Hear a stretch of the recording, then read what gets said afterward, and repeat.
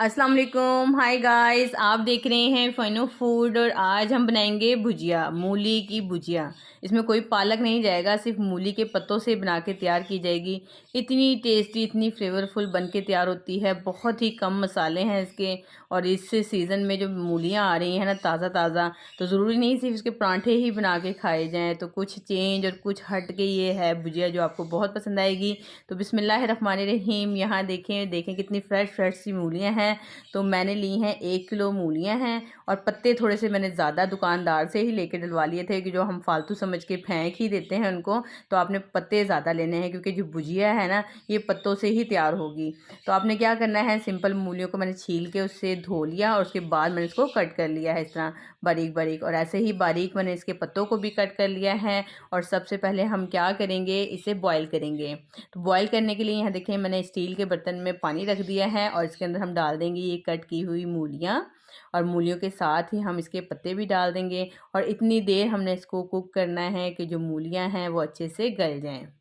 तो कितनी सिंपल तरीके की ये मूली बन के तैयार होगी भुजिया। तो आप ख़ुद इसे खा के हैरान होंगे कि और टेस्ट में ये बहुत ही आला है। तो इतनी देर ये मूलियाँ उबल रही हैं तो हम दूसरी तरफ इसका एक चटनी तैयार करनी है। तो ये देखें 1 टेबलस्पून मैंने लिया है यहाँ पे नमक, साथ ही 15 से 20 लाल मिर्चें ली हैं मैंने। और इसके अंदर मैंने ली है एक बंच लहसुन का। ये एक चटनी बनानी है हमने, तो मिर्चें इसमें थोड़ी सी ज़्यादा ही जाएंगी। ये थोड़ी चटपटी सी ही मज़ेदार लगती हैं। तो मूलियाँ चेक कर लेते हैं। ये देखें मैं आपको दिखा देती हूँ कि मूलियाँ सॉफ्ट हो गई हैं, गल चुकी हैं। ये देखें।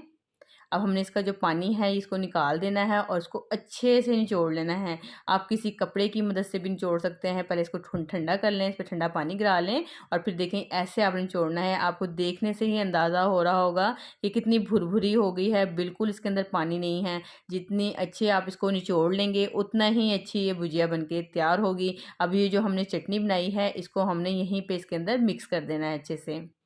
और इसके अंदर जो छोटे छोटे चंक्स नज़र आ रहे हैं, चाहें तो ऐसे मोटी मोटी ही रहने दें, या फिर आप चाहें तो इसको किसी जो मसाला कूटने वाला डंडा होता है या छोटी मदानी होती हैं इस तरह की घरों में, इसकी मदद से आप इसे कूट सकते हैं। किसी गिलास वगैरह की मदद से भी ये काम किया जा सकता है। तो आपने थोड़ा थोड़ा इसको प्रेस कर लेना है ताकि ये जो चंक्स हैं मूलियों के ये थोड़े से प्रेस हो जाएँ।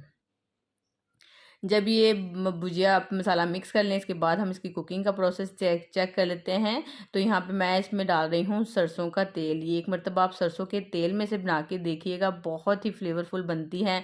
लेकिन आप अपनी मर्ज़ी से घी या ऑयल में भी इसको बना सकते हैं।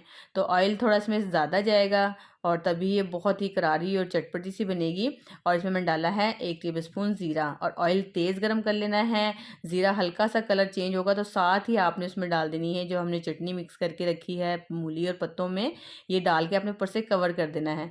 कवर करते ही आपने 2 से 3 मिनट इसको कवर ही रहने देना। और जैसे ही आपने ढक्कन उठाना है, जो खुशबू आपको आएगी ना, पहले ही जो ज़ीरे का स्मोकी सा फ्लेवर आएगा, वो ही आपको अंदाज़ा हो जाएगा कि ये कितनी टेस्टी बन के तैयार होगी। और इसका कोई काम नहीं है, देखें बनाना कितना सिंपल है। अब आपने इसको सिंपल भूनना है, इसका जो मेन काम है इसको भूनने का ही है। अब आपने इसको अच्छे तरीके से भूनना है। यही वजह है कि इसको पहले ही अच्छे से निचोड़ लेंगे तो यहाँ पे हमें भूनने में ज़रा आसानी होगी, पानी इसमें कम होगा। अगर आप पानी यानी कि अच्छे से नहीं निचोड़ेंगे तो आपको भूनना ज़्यादा पड़ेगा। जब तक भूनते रहना है जब तक कि इसके अंदर बिल्कुल भी मॉइस्चर हो। तो मुसलसल मैं इसको तेज़ आंच पे अच्छे से भून लेती हूँ, यानी कि इसको करारा कर लेना है।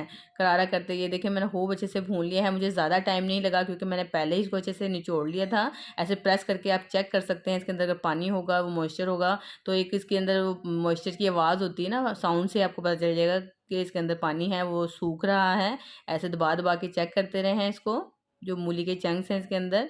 और एक और तरीका इसका ये है कि जो जाली वाला चम्मच होता है घर में चावलों वाला, उसको इस तरह से डाल के आप इसके साथ प्रेस करें। ये देखें अगर इसमें पानी होगा तो वो आपको नज़र आ जाएगा, लेकिन इसमें बिल्कुल ऑयल निकल रहा है। इसका मतलब है ये बिल्कुल परफेक्ट जो है करारी हो गई है, भुन चुकी है और बहुत ही अच्छा खुशबू इसमें आना शुरू हो गई है। और बस अब मैं आपको इसको डिश आउट करके दिखाती हूँ। कोई मसाले नहीं हैं, ना कोई धनिया है, ना कोई अदरक टमाटर प्याज, कुछ नहीं है इसके अंदर। सिर्फ एक चटनी जाती है, लहसुन की चटनी, यानी कि लाल मिर्चें, नमक और लहसुन और ज़ीरा हल्का सा इसको फ्लेवर को बढ़ाने के लिए है। और ये देखिए कितनी क्रिस्पी हो गई है कि हल्की हल्की सी कहीं से थोड़ी सी ब्राउन भी होना शुरू हो गई है। लेकिन आपने ज़्यादा इसको ब्राउन नहीं कर देना, कोई बहुत ज़्यादा इसके अंदर कड़वाहट का फ्लेवर ना आ जाए। तो बस ये देखें सिंपल सी जो भुजिया है ये बनके तैयार है।